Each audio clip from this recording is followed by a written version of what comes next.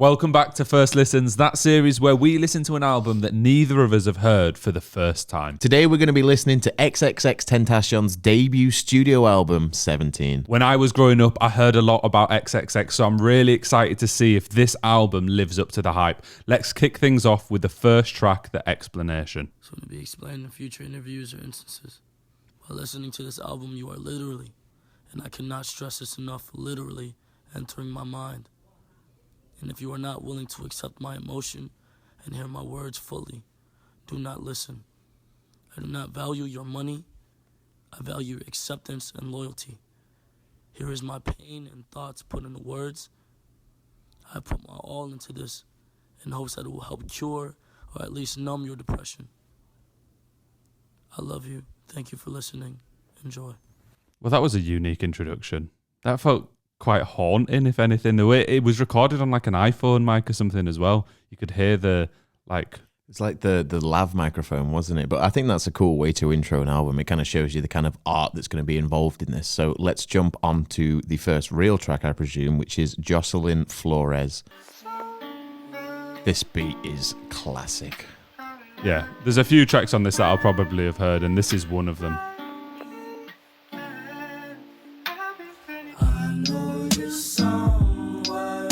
The way that cleared up was so satisfying.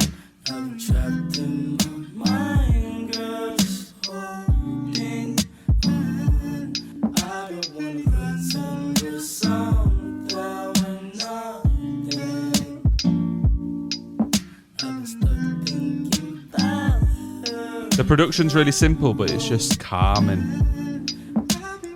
I'm in pain, wanna put 10 shots in my brain. I've been tripping about some things can't change. Suicide at the same time, I'm tamed. Put your diss in, bag of a phone call. Girl that you fuck with, kill herself. That was this summer and nobody helped. And ever since then, when I hate myself, when the fucking ended. Pessimistic, all wanna see me with no pot to piss in. But niggas been inside about the grave I'm digging. Have a conversation about my hate decisions. Fucking sickening. At the same time, memories surface through the grapevine. By my uncle playing with a slip knot. Put some out of stress, got me fucked up, been fucked up. Since a couple months they had a nigga locked up. I'll be feeling pain just that flow was insane. I don't feel the same. I'm so numb.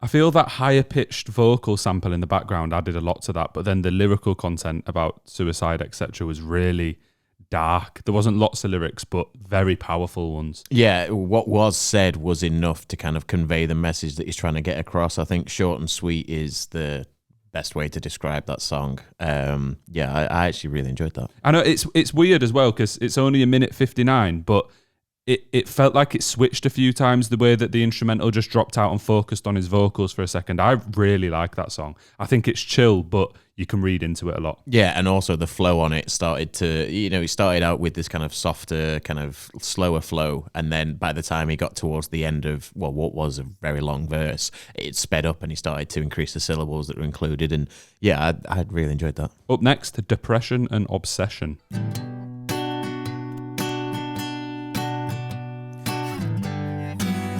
I don't know why when we turned this album on, I wasn't expecting like a big acoustic guitar jumping in.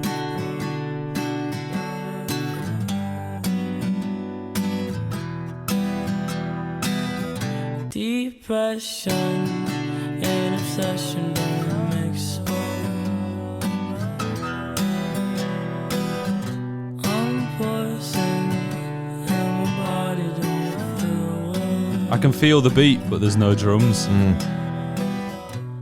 That's how you know when somebody's nailed the flow.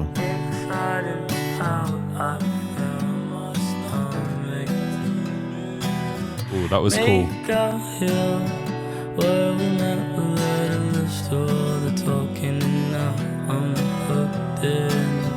Depression and obsession don't mix well. Hollywood motels, hell, I think I'm just obsessed with you. Oh, I like the background shouting. And obsession don't mix well.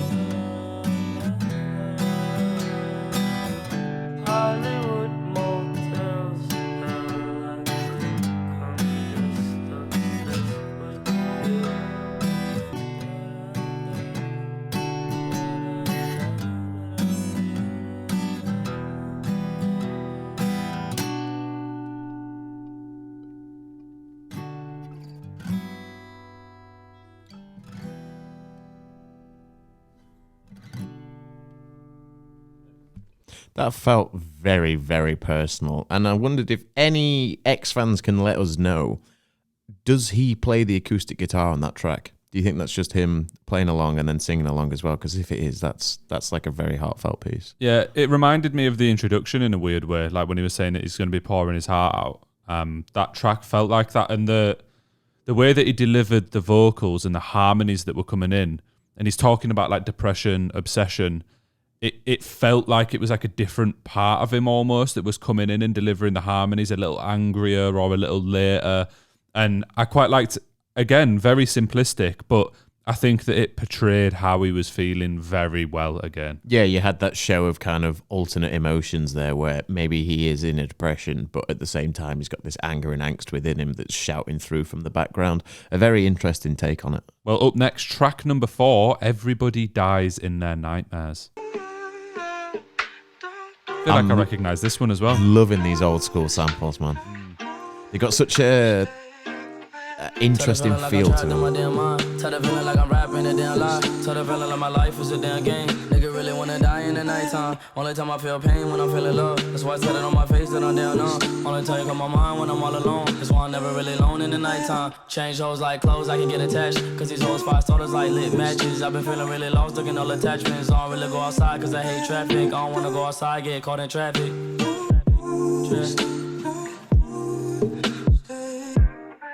Tell the feeling like I'm trapped in my damn mind. Tell the feeling like I'm rapping a damn lie. Tell the feeling like my life is a damn game. Nigga really wanna die in the nighttime. Tell the feeling like I'm trapped in my damn mind. Tell the feeling like I'm rapping a damn lie. Tell the feeling like my life is a damn game. Nigga really wanna die in the nighttime. Tell the feeling like I'm trapped in my damn mind. Tell the feeling like I'm rapping a damn lie. Tell the feeling like my life is a damn game. Nigga really wanna die in the nighttime.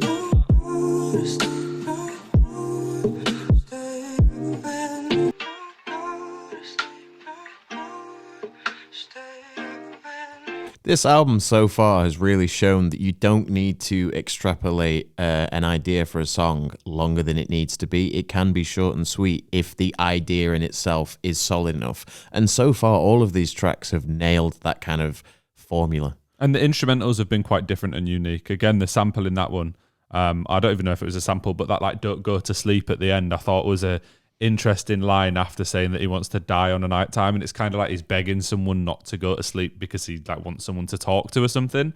I found that quite interesting, but again, like just short, to the point, nice little track, easy win. I feel like this was the spur for that lo-fi hip-hop sound that came a couple of years later. You know, those live streams that are just infinite with those kind of songs on it? Because this feels very reminiscent of that. But with this being 2017, I think it was just before that. So was this the forming foundations of that sound? And it's strange because I remember the first time I heard XXX, it was a song called Look at Me or Look for Me that was really angry and like really high energy. Compared to this, it's so different. And I mean, I think that this direction matches the emotions that he's putting across a lot more than the more screamy, angry stuff. But I know he does have a few songs in his catalogue like that, so maybe we're going to get one up next with Revenge.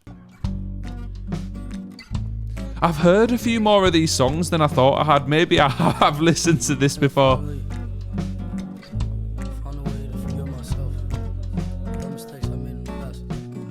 Little interlude, just like talking himself through his emotions.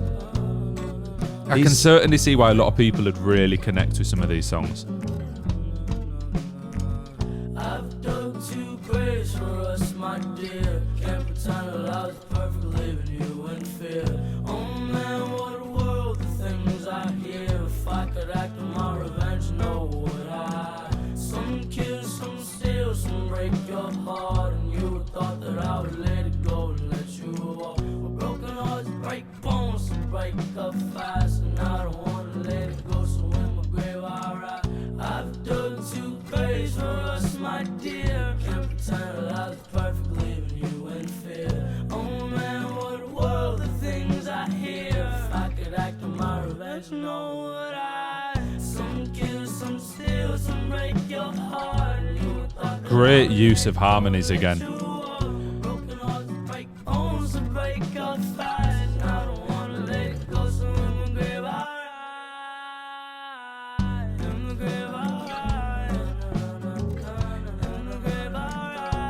I wasn't expecting this much singing on the album. gonna say he's got some good chops on him.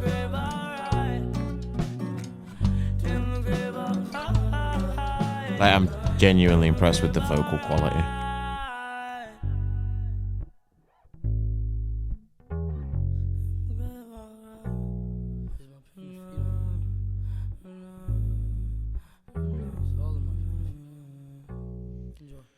I do enjoy the repetition that we get at the end that kind of cements the purpose of a track and explains his current mindset for each one.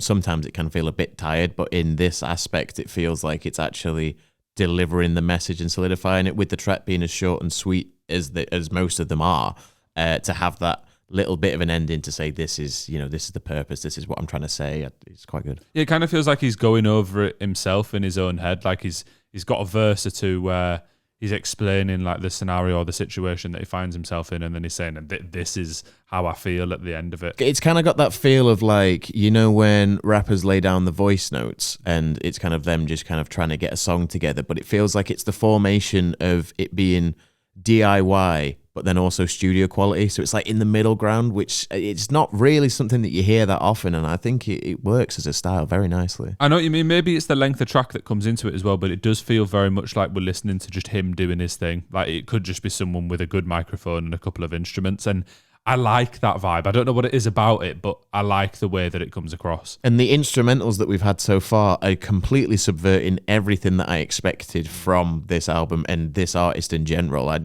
was not expecting, all these guitars and the acoustics. And then on that one, we had that raw bass, which just sounded so crispy. I really enjoyed that part. And if you are an X fan or just a music fan in general, do not forget to hit like and subscribe. We were talking before this, we've both not listened to Question Mark either, so let us know in the comments if we should do that, if we would enjoy that album. And also tell us, what's your favourite song from 17? Because every track so far has been very emotional and very personal. I imagine a lot of fans will have found a way to connect with those tracks. Up next, we've got Save Me.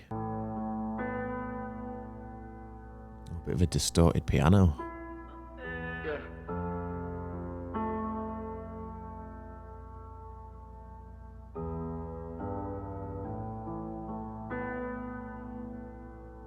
You can already feel where the beat is as well. Sign of a very good instrumental. Maybe not.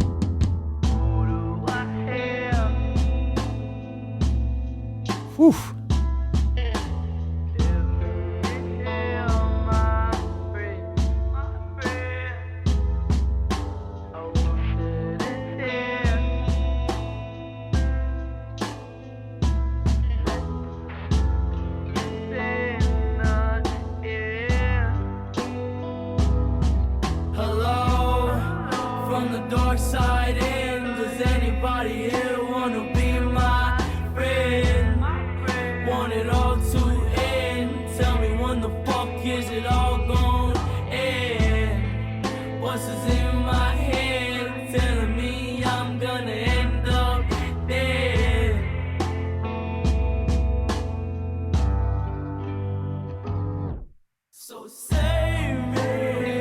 That was a cool break. I also like them guitar notes that come in every so often, just a little slide.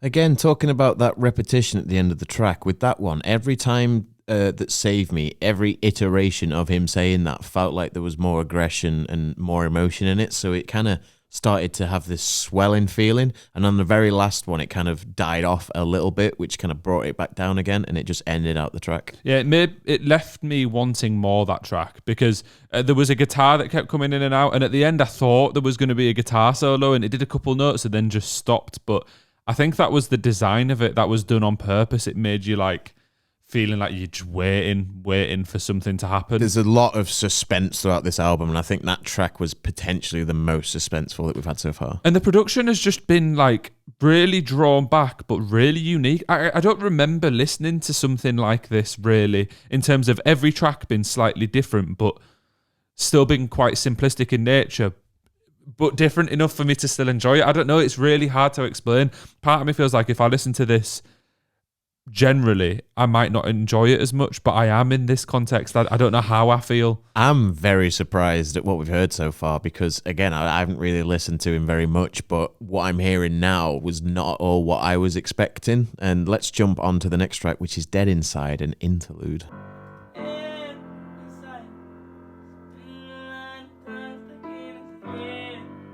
See, this sounds like he's in the studio, but it's just never been mastered or mixed. It's just like someone else recording it on their phone.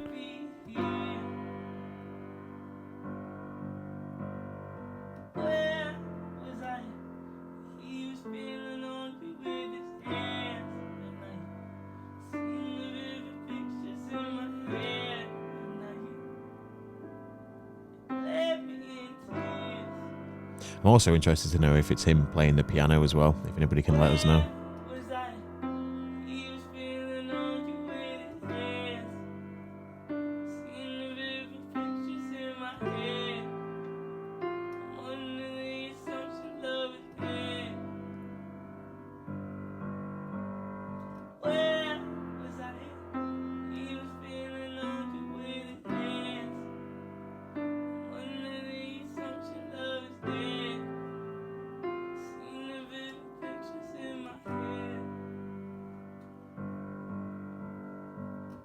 In a very interesting way to approach being cheated on, or at least stabbed in the back by someone.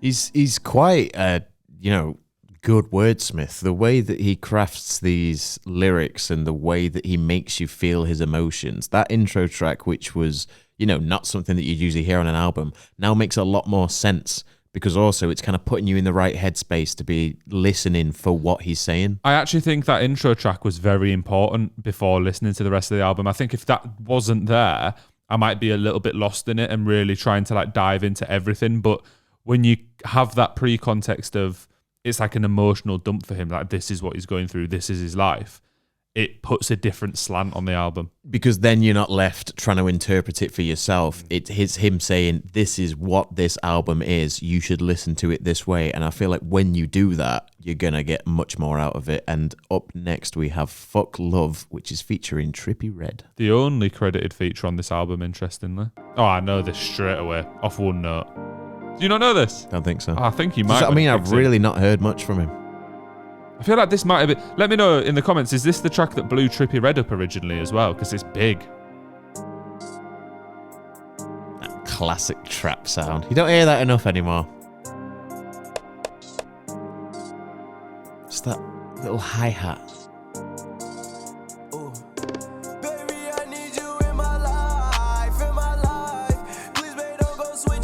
That 808 is nice.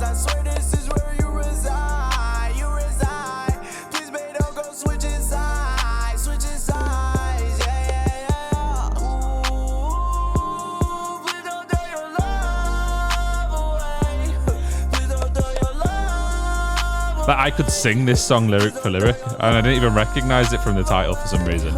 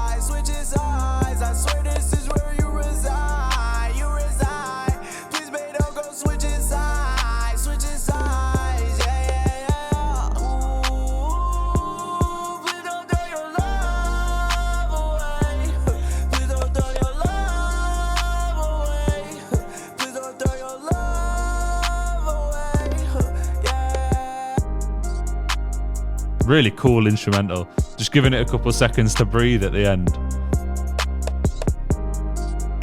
It feels very of this era, doesn't it? Oh yeah, massively.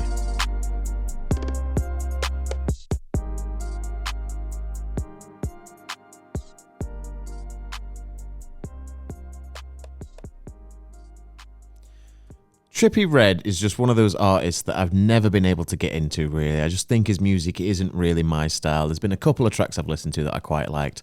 That was one of the tracks that I quite liked. I think he's for me, he has to be on a specific track and show off his skills in a certain way for it to actually work, and that did a very good job of it. But interestingly, XXXTentacion's vocals on that track were very slightly auto-tuned, which we'd not heard previously. So it was trying to... it was kind of matching the style of how Trippie Redd's vocals are, but also made me realize how little X uses that style.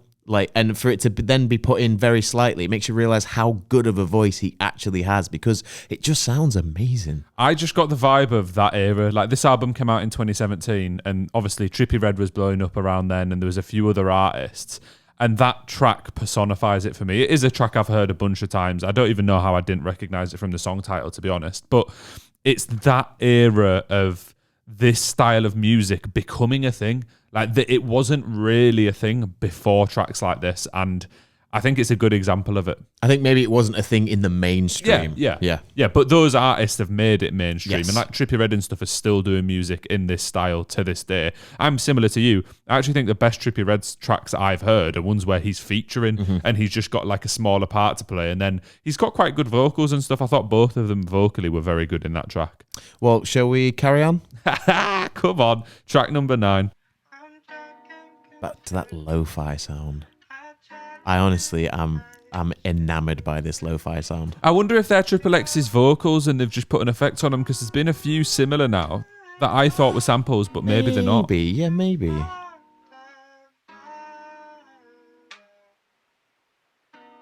can hear the like breeze in the background, water flowing. Trapped in the concept, falsely accused was used, and misled, bitch, I'm hoping you fucking rest in peace. Oh.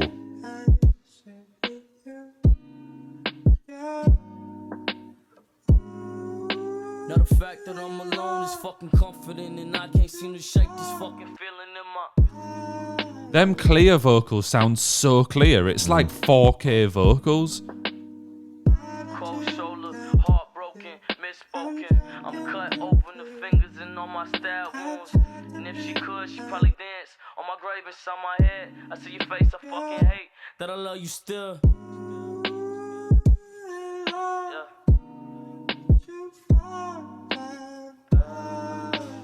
Such a cool way to have a dynamic with the unfiltered and the filtered vocals.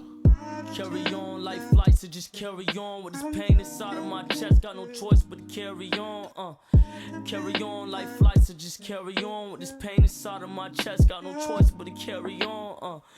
Carry on like flights, so just carry on with this pain inside of my chest. Got no choice but to carry on.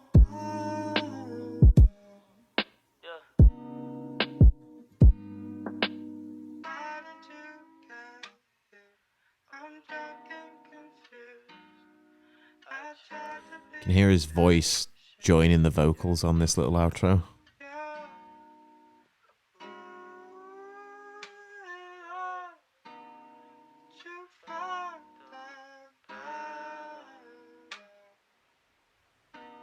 Just a white noise in the background as well. I think the dynamics that you use on that track, like you were saying, where it came to crystal clear, let's say 4K vocals, when that kicked in, it was only for like a line or so in the first half, and it felt like that was where the emphasis was. So he's like, I'm going to say all this stuff, and this is where I need you to listen to what I'm saying. Yeah, really cool concept. I don't think I can think of another track that's done that. This album has impressed me, to be honest. There's been a lot of, I wouldn't even say like tests, but like experimental tracks that even to this day, I don't think I've heard many other people do this well. And the beats are so simplistic, yet they still actually manage to be very good beats. And to nail that style isn't an easy thing to do, because you can have beats that are super lackluster and you think, what's going on here? These all fit his style perfectly. So you know that he's been heavily involved in crafting these sounds, and it just works across the entire album. Well, Tim, now it's time to go to Orlando. Back with that big grand piano. Been a couple of good moments for the piano in this project. Pain in my heart just won't end. The words that I find just don't seem. You can feel the emotion, can't you? Awaiting my death in the end. Alone, I must seek out the end to begin. So nobody wants death, cause nobody wants life to end. I'm the only one stressed and the only one tired of having fake friends. Put the noose on my neck and the hole in my back again. I'll be waiting on death with a smile on my face. So this is the end. Waste of tears. Waste of years in my hands. Face my fears. Loving her for once hurt me, break my heart. I'm quite enjoying this, just like one line at a time. Worthless,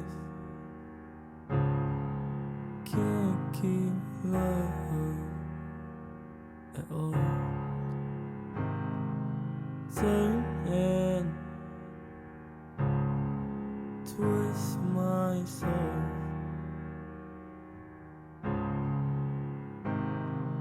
Worthless, can't keep love at all.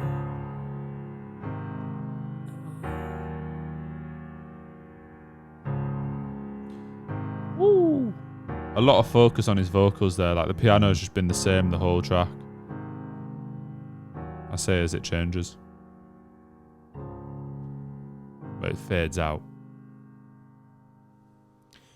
So talking about simplistic instrumentals, that was the perfect example of that, because we literally had 3 chords on that piano just repeating over and over again, just, you know, laying underneath X's vocals. Like, I don't even know how to explain how good that sounded with how little was happening. It was very, I don't know, every song on this with the kind of pull back instrumentals and it not really focusing on that really makes the emotions jump out at you. It makes you really feel what he's saying and feel how he's feeling at the same time. And to say this was his debut studio album, you can see that he's like not gone over the top with things, and he said, no, let me actually put myself across. Let me put across how I'm feeling. And I think that track was maybe the best example of it. I pointed it out there, but in the end, when it was just the piano and him just like with really short sentences or even one word just describing like how he feels, how he's been made to feel, I thought that was really powerful. And we'll go on to the final track now, which is a Yailer, I think it's pronounced. And this is the outro track.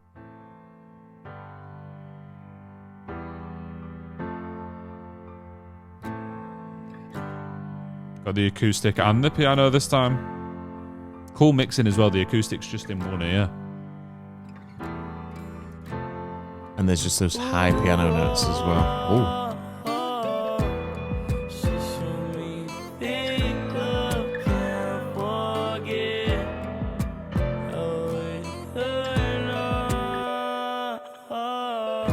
The panning of the instruments.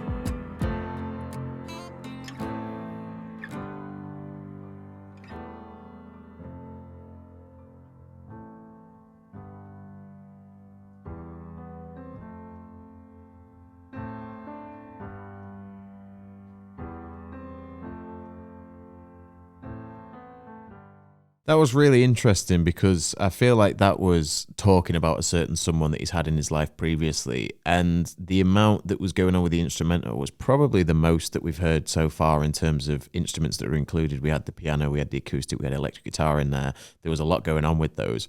And what I really enjoyed was the panning of the instruments. So in my right ear, I had the acoustic guitar playing away. In my left ear, I had the electric guitar. And then across the board, you had the piano. So it all just kind of melded. And the vocals, again, were across the board where the piano was. So you could hear everything in different ways. And if you just focused on a certain instrument, you could listen to that over everything else. And what a way to end that album. I thought it was a culmination of all the different ingredients that have made some of these tracks special, coming into one to kind of close things out. And then I like the fact it all just died down to just the piano to have us with a real calming moment to finish the project off. But Tim, that was 17, first time listening to it. What did you think? I'm actually kind of lost for words on how I feel about this album because it wasn't something that I expected to be as emotion-led as it was. I understand that he is an emotional artist and he likes to get across what he's feeling in his words.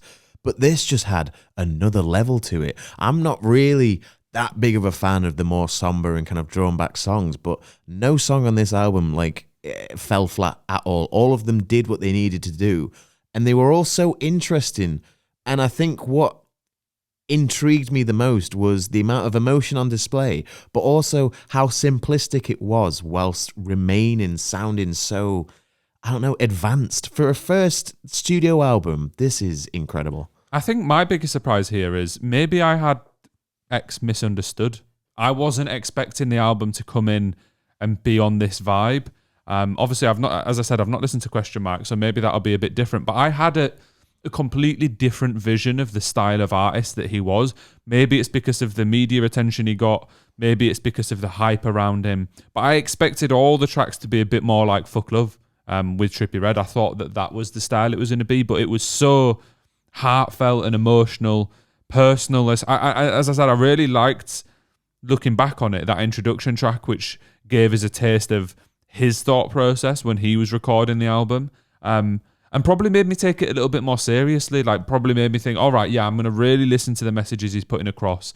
My only gripe was some of it was a little bit repetitive, but I think that the repetition was generally used in places where he wanted to put like a particular message across. So I'm fine with it. But yeah, I want to go re-listen to it. It was short and sweet. It was to the point, like just over 20 minutes. And I feel like if I go re-listen to it, there'll be little bits that I pick up on that I didn't in that first listen. Yeah, and you can tell that he is purposefully crafting the tracks. He's clearly involved in the production of the entire album. I mean, that intro track as well lets you know that.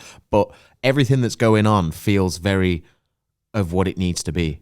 None of the tracks feel like they step outside. If anything, what you were saying about Fuck Love would be the one that is the outlier for me, where maybe if that was changed to another track like the other ones, it would flow even better. Not that that one stood out, but that was the only one in there that, like you were saying, kind of hit that thought of what X was. But now I'm intrigued to listen to his other stuff because this is not even close to what I expected this project to be, and I am so happy because this was great. Yeah, as I say, let us know what your favourite track from 17 is in the comments. I can't even pick one straight away. I'll have to go re-listen to it and think about it. But I do know that a lot of people have found a real personal connection with X and with this album 17 particularly.